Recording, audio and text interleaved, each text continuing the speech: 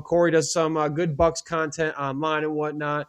And I appreciate you making the time, Corey, to bathe in this sadness that you and I are both going through right now. Losing, Yep. it feels like, I mean, I was really young when the Bucks traded away Ray Allen for absolutely nothing. Old Gary Payton and Desmond Mason, and now I'm at this age, and we had to those people who lived through that one have to relive through this one now. So first, we got to start on the Giannis stuff, man. Corey, give us unload your emotions at the time, your thoughts on the trade, where you're at now with everything. So I wasn't shocked because all throughout last year, you could see that this was going to come down the pike, right? Like with all these rumors from Shams and Windy, and I know a lot of Bucks fans didn't like him because we thought it was going to be a scenario like before, which was trade rumor, but then he resigns and then he proves them wrong. The air last year felt very, very different, because it just kind of felt as though Giannis made his complaints a lot more louder. And I just think it just kind of reached a point where those two where the organization and Giannis were going to be heading towards a divorce. Mm-hmm. And I mean, I don't even know if this has been within the last couple of years, but again, there's been. And now the unfortunate thing that's happened, where after Giannis gets traded, now there's all these articles coming out about, all these negative articles coming out about him. And that's really unfortunate, because I know he didn't want to end it like that. I know the organization didn't want to end it like that. And I think that there is a such thing as the organization. It kind of felt as though they listened to Giannis too much, gave him way too much input, which there's a lot of people that think, well, you should, but I kind of disagree with that, because Giannis was involved in the Adrian Griffin hiring, right? And Bucks fans were kind of a little uneasy about that, because it was oh, shoot, it's a first-year coach. And then you add that on to, you trade for Damian Lillard. And now all of a sudden it's he goes from, okay, first year coach, maybe we can develop, to now you trade for Damian Lillard. Now it's they need to win a title this year. And, unfortunately, Griffin didn't get that many games. I think it was one of the shortest tenures in NBA history. Still don't understand it. Yeah.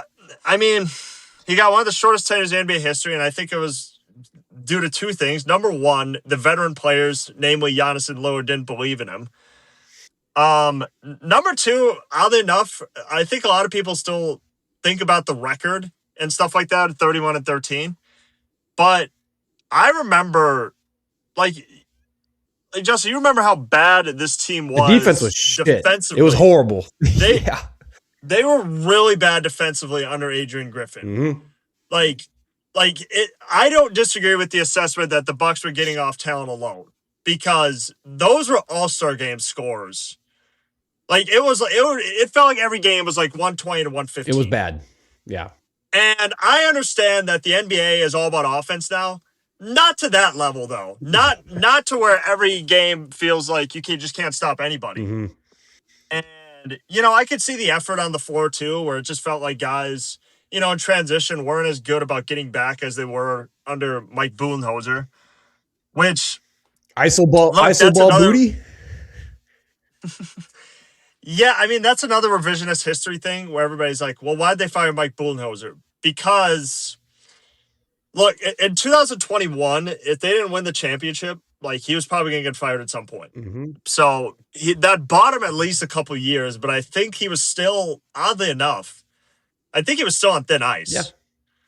He was never truly comfortable even after he won the championship. Well, he was getting bailed out by the talent, and that part was very obvious, because I've never seen so much ISO ball in my entire life, and it was horrendous. We had one of the lowest with him, in the playoffs, one of the lowest passes per possession before taking a shot in playoff history, and it was disgusting.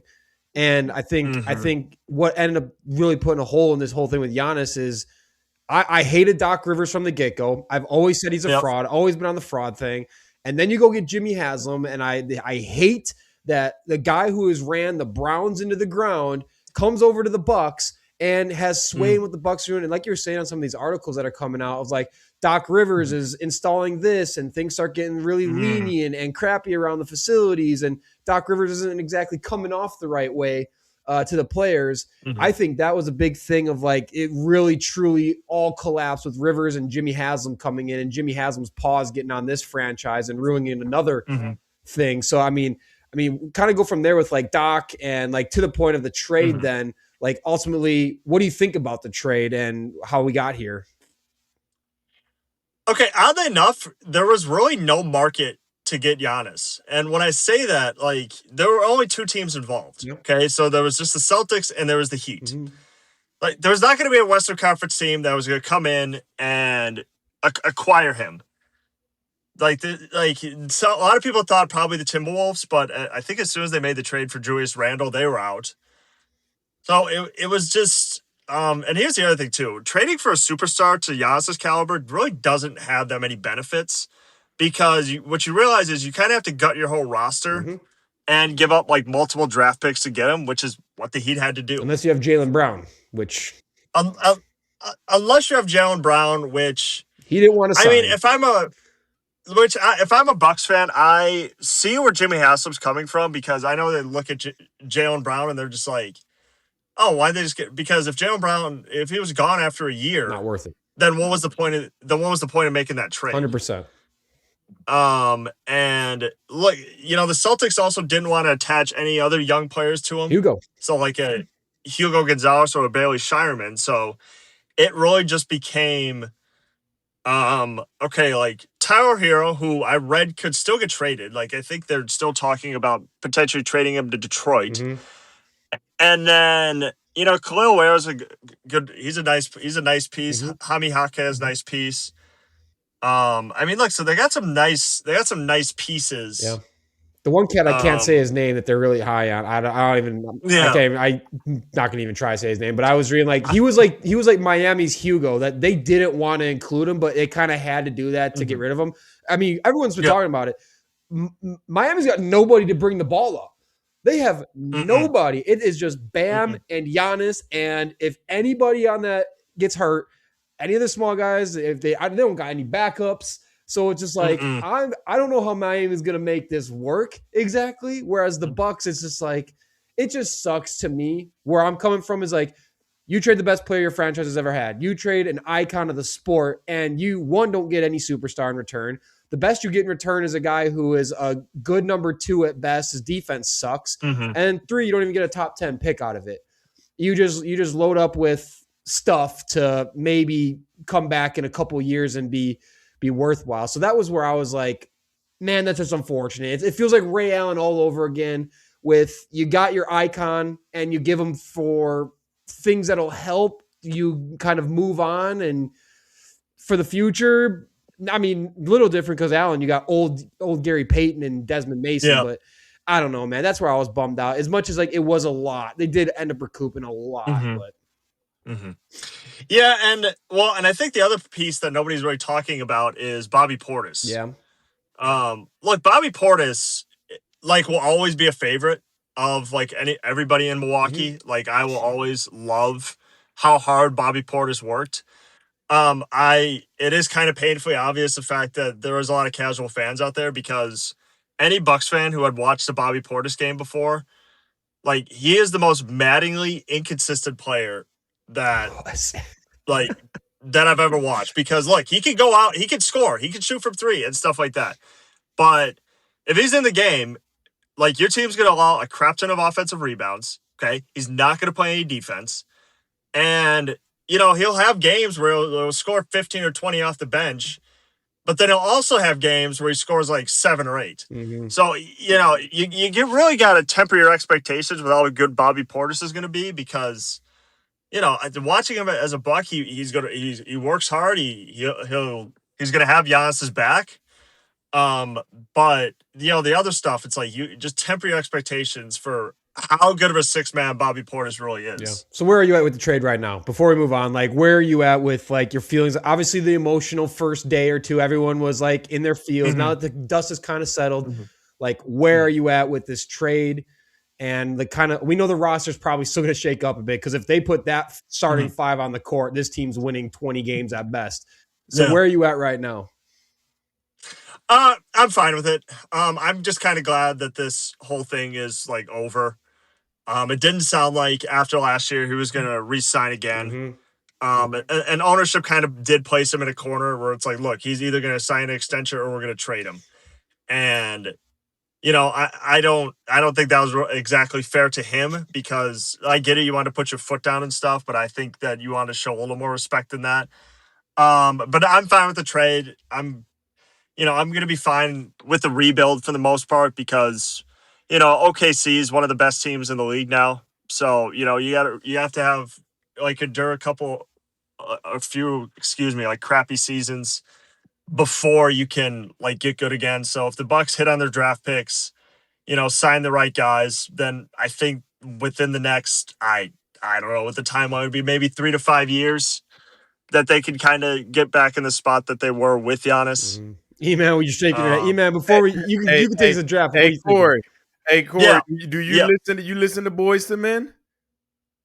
You ever heard of Boyz II Men? I've heard of it. I've heard of it. Go find the song "End of the Road." It's over for y'all guys. I'm telling you, go like another team. You're never gonna get the spark that I mean, listen, and don't get me wrong, Milwaukee, Giannis era. Listen, no more Oscar Robertson, no more Kareem. It is over for you guys for the next 15 years. 15. I'm just telling you. I'm here to warn you. The pieces that y'all picked up, the drafts, I'm telling you, basketball's watered down with draft picks now, and no superstar wants to go to Milwaukee, which I like Milwaukee, even it's a little bit more hooder than people think it is. Listen, it's bad. It's bad. Boyz II Men, End of the Road. Go listen to it, Corey, because your life as a Buck fan is over, brother. Come on. Maybe not 15 Well, years. all right. Well, here's one thing I want to add before, Justin and I can relate to this. It's like, he watched Ray Allen. I was a little too young for that, but look, I had really been watching the Bucks since E. Giannis was our top draft pick. Oh, that one's or or when Brandon Jennings and Monte Ellis were our cornerstone pieces. So trust me, I've endured life before Giannis. And I hope Jimmy Haslam doesn't ever want to sell the team, because that's the one part that I'm worried about with him being too more involved. Yep. But other than that, I mean, at the end of the day, there's gonna be a lot of Bucks fans who are just fans because of Giannis. I'm going down with the ship, so to speak. Yeah, I got the Sonics coming back to Washington, at least. All right. This is I'm not gonna leave the Bucks, but I am going to be very happy when the Sonics are back. At least give me a West team. But all right, we can move on, because why don't you hit him with the draft stuff, because you don't seem to believe in it, huh? Not at all. I mean, and don't get me wrong, I like those two guys, but listen, the NBA is going super young, and they take years to develop to where they can carry teams. I mean, you got to think the OKC thing was cool, but they had Shai, who's been in the league a long time and played, so he was able to kind of lead those young guys. And they got lucky. OKC got lucky. And don't get me wrong, the Spurs rebuilt their team in the draft, but I don't. Milwaukee's going to be like Utah. It's just never going to curl unless you get a Giannis. And I get it. There was really nobody who you could replace Giannis. I've always said it on this show. I think Giannis was the most dominant player of this past era. It's hard to replace him anyway. So but hey, brother, you're going to be a lot of tequilas, a lot of hot dogs at those games, because you ain't going to be watching basketball and enjoying it. He genuinely kept the franchise here. They rebuilt the stadium and kept the franchise. They were going to leave. Milwaukee was done if Giannis didn't stay around and they didn't build a new stadium. Now it's a new era. So, Corey, we got Braden Burries, we got Nate Ament. What are your thoughts on these first two picks, pick 10 and 13 of the draft? No, it was good. Again, Braden Burries, I think he's a good young piece. I'm just excited the fact the Bucks are finally going to have somebody to develop. Okay, because with the men especially, I mean, there's been a lot of people who were there was a lot of Bucks fans who knew they were probably going to select Ament because of Jimmy Haslam's ties with Tennessee. So I mean that was one component to it too, but I mean, I'll be completely honest here. Unless you're like watching college basketball like 24/7, 365, like the only way you can really like evaluate these guys is like read what other people have written. Admittedly, like, I read like Sam Vici of The Athletic for like about like Ament and then Braden Burries, Mhm. and I think those guys, again, good young talent. But again, really until the games start, it's gonna be kind of hard for me to evaluate Mhm. because I just hope that Taylor Jenkins and the coaching staff can develop these guys to be the right type of players. Yeah, and then maybe that's what they need, right? Because my problem with the Met is the Bucks have not exactly been very good at developing these type. Like think about Marjon Beauchamp; he was supposed to be that guy, and it looked like we were kind of getting there, and then it came crumbling down. And so the Bucks don't exactly have this draft and develop history lately, and so that's where I'm a little concerned about Ament. But now new staff and their new thing going on, maybe. But I mean, Braden Yeah. Burries, I think he's going to be an early contributor. I think he's got all the star potential. I mean, he was playing at the biggest show with Arizona, and he was Arizona's star on what you could argue, many people would argue, was the best team in the country last year. He was absolutely lethal shooting. I mean, on especially 2-point attempts around the rim. I mean, he's good in terms of being efficient. I think that is like I was very happy Braden Burries was the pick there because I was like, who the hell is going to score on this team after that pick? And Burries gives you a legitimate scoring option who can give you 20 a game. He can get you 5 boards, 2, 3, 4 assists. He's good at getting the steals too. And he can shoot 38 to 40% from 3. And so he can do it all. So I'm stoked on that pick. And yeah, and I meant the same thing. Like we're going to have to see it. It was funny. Before they picked him, everyone's like, the Bucks are going to be the team that fall in love with the traits and draft him for the traits, the size, and what he did in the second half of the season when he turned it on because the first half was brutal. And everyone was hoping they wouldn't. They did. I mean, I don't remember who the other like 2 favorites were, but yeah, we'll see on that one. We'll see. I think Burries is going to be good, but he coming in this year, he was overrated anyway. I watched him since he was in high school. He came in, everybody say top 5 guy. He's not like top 10 pick. Yeah. Yeah, he's not that skilled. He's tall, but I don't see what everybody else sees in him because I watched the early years in him. I mean, the earlier of the year in him, and I didn't like his motor. I mean, he doesn't have an offensive game to me. Like you 6'10" and was shooting 43% in college. Yeah, I wasn't good. At 6'10"? Okay. What you think you're going to do in the NBA when Wembanyama and all of these guys is there? Okay, just wait. So, well, that was my other thing. I mean, it started really bad. I mean, SEC's no joke. Tennessee's no joke of a program. And as a freshman, he started every single game. And yeah, the big problem was he was so inefficient, so inconsistent, and the first half was really bad. But I mean, I was looking it up. Like he had a stretch, kind of during his best, where he was averaging almost 22 a game, 6 boards, 2 steals on a 13-game stretch from January to February, and like it showed up. Like the player that the Bucks drafted, the potential the Bucks drafted showed up from January to February. And that's what they're banking that they're going to get because they started to see it in a very competitive conference for a freshman starting every single game, kind of working out the kinks. So they drafted what he kind of started to show up to be, hoping it continues. But yeah, he's still like, I'm just scared because of what we just saw this with Marjon Beauchamp, a guy with traits, skinny, athletic, and not fully developed. And the Bucks kind of failed on that process. But I don't know.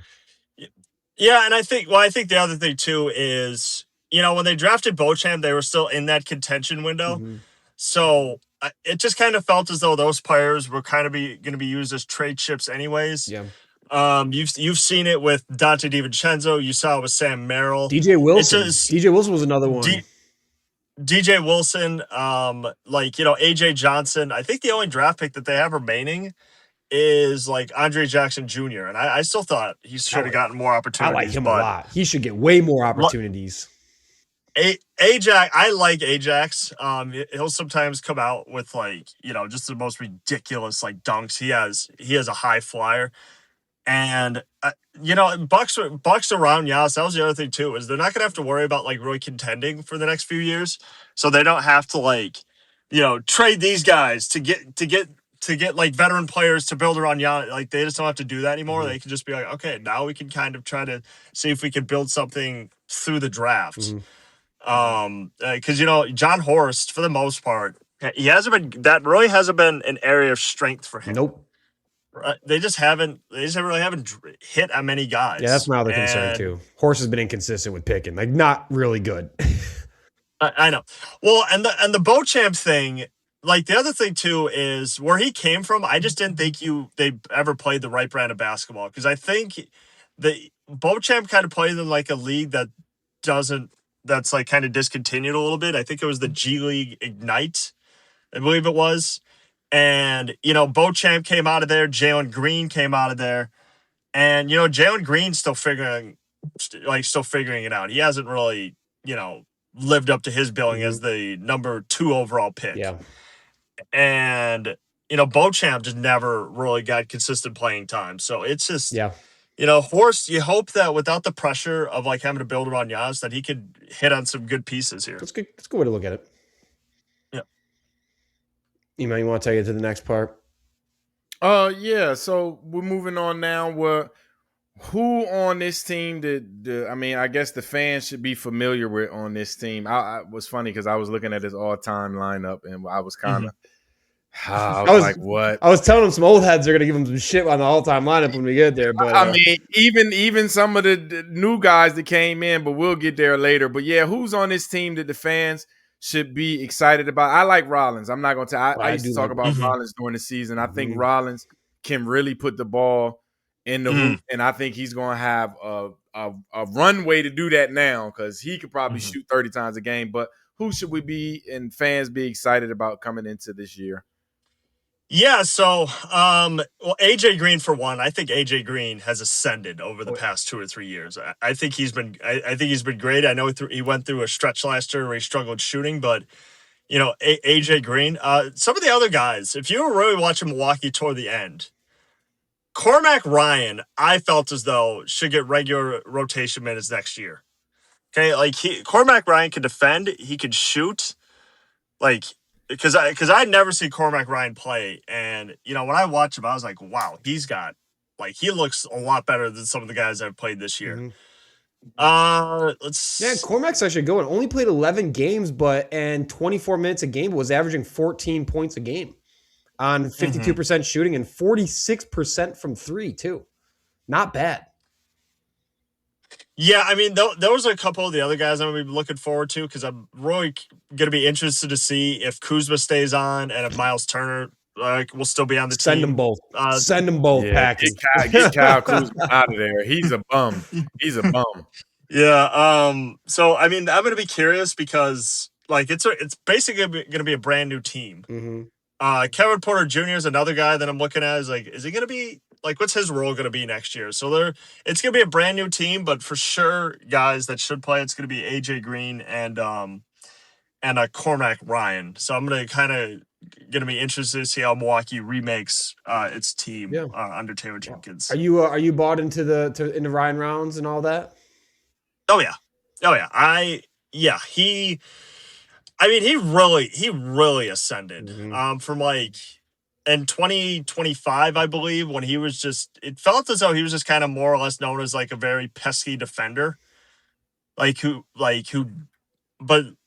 this past summer in like 2025, it was evident he like worked on his game, because he turned into an offensive force for like most of the year. And I'm just like, geez, this guy's really, really good. And it felt as though he kind of outplayed Kevin Porter Jr. throughout the regular season. I just was very, very high on him throughout. Yeah, no, he turned it on. Like you said, averaged 17 a game, 4 boards, 5 assists, over a steal in 74 games, and he had great shooting splits along the way. Only player in the NBA last year to average over 17, 5, and 1.5 steals while shooting over 40% from 3. Like, he's genuinely got such a high upside that the Bucks should be leaning into him. Like, I don't think we've seen his best play yet, and I think that's an underrated guy that obviously he's never going to get the national media attention. But, like, yeah, if you're a Bucks fan, you watch the games, Ryan Rollins is like, this is one of the guys that you want to see more of, and you hope that they lean into his strengths and overall talent, and that he is a piece that you keep around for a little bit. And let's see where this one goes with him. Like, he's kind of got some stuff, and he was a second-round pick What, in like 2022, like drafted late. So yeah, he's definitely Mhm. starting to blossom at this point. Feels like he can kind of lead this team, I Yep. think, for now. Not great, Yep. but it's not great. But I have Oh yeah. high hopes for Ryan Rollins. All right. Yeah. Like we were just kind of talking about getting in it. Well, before we get into the all-time lineup, Corey, if like where do you think this Bucks team goes this year? They'll probably get rid of Miles Turner. It sounds like Kuzma could be on the Mhm. block. Like, what are your expectations for this team this year? Are you hoping for anything more than 30 wins?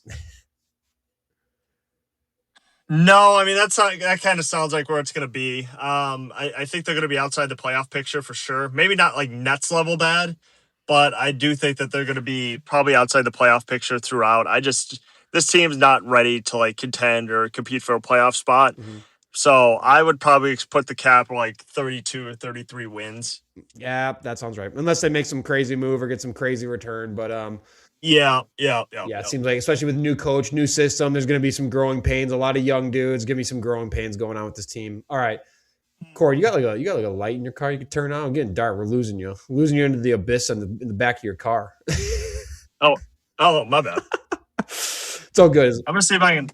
Yeah, let's see Oh, if I that's can turn money. it. It's a brand new day. All right, let's get into your all-time lineup like we do with every fan, right? So we got your point guard, shooting guard, small four. I know Eman's already ready to rip into this one. Yeah. So give us. We'll start with point guard, but yeah, like we said, every player you pick, give us a little bit of why you picked that guy. Doesn't have to be anything crazy, but let's start at point guard. Who's leading your Bucks all-time roster there? Oh, Oscar Robertson for sure. And the reason why is because I think what he did, like initially in Milwaukee, I know he didn't start his career there or anything like that, but I just think the just helping Milwaukee, like leading Milwaukee to a championship, just being able to even like average, at one point in his career, just average a triple double. Like anytime you have one of the greatest point guards of all time, like play for your franchise, like it's an automatic.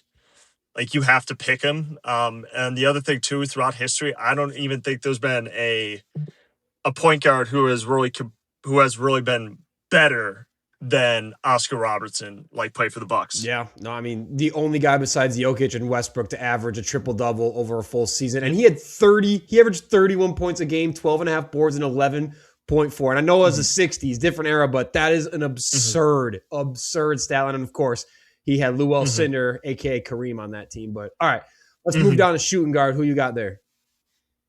Sidney Moncrief. The reason why I got Sidney Moncrief, number one Hall of Famer. Number for small again, forward number or shooting two. Guard? This is for shooting guard. Okay, so you're gonna put Middleton at small forward, or I think did I put Moncrief at shooting guard or Middleton at small forward? I think I put Middleton at small forward. you put Middleton at shooting you guard. put Middleton at shooting guard. Yeah, that's the one. I did. Like, what? We'll put Okay. I thought Middleton was a. Yeah, we can leave him at small forward. We can leave Middleton at forward and put Moncrief at shooting guard. Sure. Yeah. Okay. Sure. So I went Sidney Moncrief because he is, again, one of the greatest Bucks of all time. Sid the Squid, I believe he was called. Again, there's really not been. Like when you think about the 80s, like Milwaukee Bucks, like Sidney Moncrief is like one of the names that tops off the list for just how good and like transformative he was for that franchise. I know they didn't win anything, but he was part of some really good Milwaukee teams. Had Don Nelson as their coach. So yeah, Sidney Moncrief for sure. Yeah, hey, 2-time defensive player of the year. I mean, 5 straight All-Stars. No, come on, man. Do not try to run. Corey, listen, you my guy. You look cool. You got your shirt unbuttoned. You chilling. Sidney Moncrief. That's got to be a biased pick. He was not better than Michael Redd or Ray Allen. Come on now. Let's come on now. Come on. Michael Redd led the NBA in scoring at some point, man. And injury only derailed him. That's my only thing. That's my only thing. Injuries. But he still had a 5-year run that Sidney Moncrief couldn't touch. Moncrief's in the Hall of Fame. It's not like this is a bad pick. I know. You can't argue. Can't argue with that. Hall of Fame. Look, Ray Allen would have been on that list if he would have been in Milwaukee just a tinge longer. Which he should have been. Which he should have been. Absolutely. If George Karl would have, all right, what was because the next one we had was Middleton, small right? forward, you got Middleton there? So, okay, the reason why, and again, this might be a little biased showing up, the reason why I got Middleton is just look at, well, first of all, Middleton was just consistent throughout. Mm-hmm. And, I mean, like, towards the end of his tenure in Milwaukee, like, that did, injuries did derail him a little bit. Yep. However, I cannot discount the amount of big shots Chris Middleton hit. Yep. Like, in those playoffs. Like, he was good, even sometimes great, mm-hmm. throughout the playoffs. Multiple time All-Star. Mm-hmm. And, Chris Middleton, like, when in his, because I think he's like going out of his prime like a little bit. Yeah. But in his prime in Milwaukee, there was not a more underrated player for the Bucks than Chris Money Middleton. I'll die on the hill that the Bucks win another championship if Middleton doesn't get hurt. And every playoffs, the one playoffs Chris Middleton didn't get hurt, we won the championship. Every other playoffs, he was hurt. We lost him because he would go insane in the playoffs. He was sweating buckets. Mm-hmm. He was so effective. And hey, he had a longer tenure than like Red or Allen. He had franchise all-time record for 3-pointers made. Can't discount that. Mm-hmm. Austin, and Corey. I know y'all younger. Y'all did not watch Big Dog Robinson play. Come I love Big Dog. Come on, I love Big Dog. Yeah, come on. Hey. Him and Middleton are not in the same. And this is what I'm saying. Middleton at the shooting guard, I might could have, give you a little. Big Dog, no Big Dog. Dude, Glenn Robinson was sick. Oh my Corey, my guy. I'm sorry. You my guy. Sorry. But this is. No, I appreciate you. Yeah. I mean, Glenn Robinson was perennial 20 a game. Glenn Robinson was really nice, but again, Middleton was essential for the Bucks winning a championship. They would have won more if he stayed on the floor. He went insane, cash money, he was a fan favorite across the franchise. Without him, Giannis was scoring 50 a game. He did that one time. He did it one time. He did do it one didn't matter. It didn't matter. True. Middleton was. But again, talk to me about all those other playoff runs where Middleton was hurt and Giannis was playing. What happened? Nothing happened. Yeah. We didn't win shit. Not wrong. We didn't win shit. Not wrong. And that was Giannis's guy. Man, when they moved Middleton, that was the sign that it was over with Giannis. That was his guy. That was his trusted dude. Yeah. And like no one won Giannis's respect the way Chris Middleton did. And that mattered. Mm-hmm. I can agree. Yeah. I can agree. No, I'm not knocking Big Dog was sick. Yeah. Big Dog was sick. All right. Power forward is probably pretty easy. Who got power forward? Giannis. Okay. That's not even like I don't even need to do I really need to go into it? I mean, honestly, literally where he came from to playing like against like a second tier team, playing for like a second or third tier team in Greece to then turn into one of the greatest players of all time. But when I don't even know if he's in anybody's top 10 list right now. Probably not. That remains up for discussion, but he is one of the greatest really close to being of all time. Considering where he came from. So, yeah, for sure, surefire Hall of Famer. Oh, yeah. Yeah. Best of franchise. You doing Miami. Yeah. I think if he have a 5-year run in Miami, there's no reason why anybody can leave him off. Now, I'm just being – if he go down there and average 30, 12, 6, 2 blocks, for 5 years, he's top 10 of all time. I don't care what nobody says. I agree. He's really close to locking in top 10. No question. All right. Center, probably pretty easy one, too. Kareem. Yeah. Lou Alcindor. Lou Alcindor. It was Lou Alcindor with the Bucks, but then it was Kareem with the Lakers. Mm-hmm. Damn, only 6 seasons with the Bucks too. That sucks. After drafting him number 1 overall, man. Now him and Oscar Robertson that's a nasty duo. That's as good as a duo you'll ever ask for. At the almost 32 points a game when he got his first MVP. Finals MVP in 71, man. Mm-hmm. That's a GOAT right there. One of the best shots the game has ever seen too. All right. 6th man.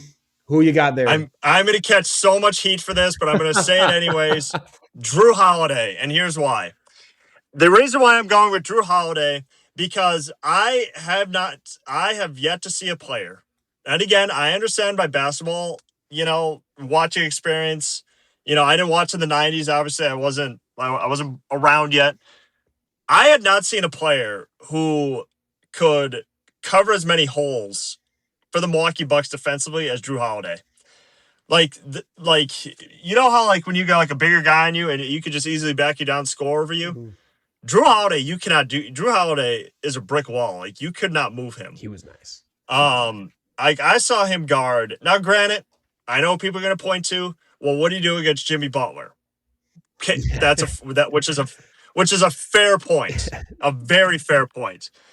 But mostly, like Drew Holiday covered a lot of holes, and he had quick hands. Like you could not get anything like past him. He stole it, like a lot of steals, like just a rock solid defender. So 6-man, I went with Drew Holiday because if there was going to be a game to be played right now, I would want like Drew Holiday to be on my team. That's fair. Hey, maybe one of the most important steals in Bucks history against the Suns there. The one that led to the iconic dunk and everything. I mean, yeah, he was so inconsistent shooting, but his defense was so incredible. And another guy, like, I'm not sure we win that championship without Drew Holiday's contributions on defense and facilitating. Despite his offensive inconsistencies, he was huge for that championship run. And I can't blame you for getting a guy. I know there's other options in there. We could have got Ray Allen. We could have got Michael Redd. Could have got Marcus Johnson or Bob Dangerous. But can't blame you for taking a guy who was like critical to the team making the finals and winning. He's super underrated I think he's underrated as a basketball player, and he's a winning basketball player. People won't talk about how he'll put his offense to the side. He'll put everything to the side to make sure it's a winning. And I think he's one of the best scoring defenders of all time. You got to think Tony Allen's probably one of the best defenders I've ever seen, Dennis Rodman, but none of them could score as good as Drew Holiday to me. So I think I agree with you on that pick because he's just super underrated as just a winner. He is. Yeah. He super is. All right, Corey, we appreciate your time, man. I know you make a lot of Bucks content, so you want to shout out your pages in case anybody wants to follow you. I know you're posting a bit. Yep. So for my Instagram, it's Corey James Moen. And then if you want to go follow my Bucks podcast, it's Milwaukee Bucks on Tap. Very cool. Are you part of like the Seattle on Tap stuff? No, this is just kind of my own thing. A friend of mine doing. Oh, very cool. All right. Well, Corey, appreciate all the Bucks chat, man. You have a good rest of your night. Thanks for doing this with us. Thanks, guys. Absolutely. See you.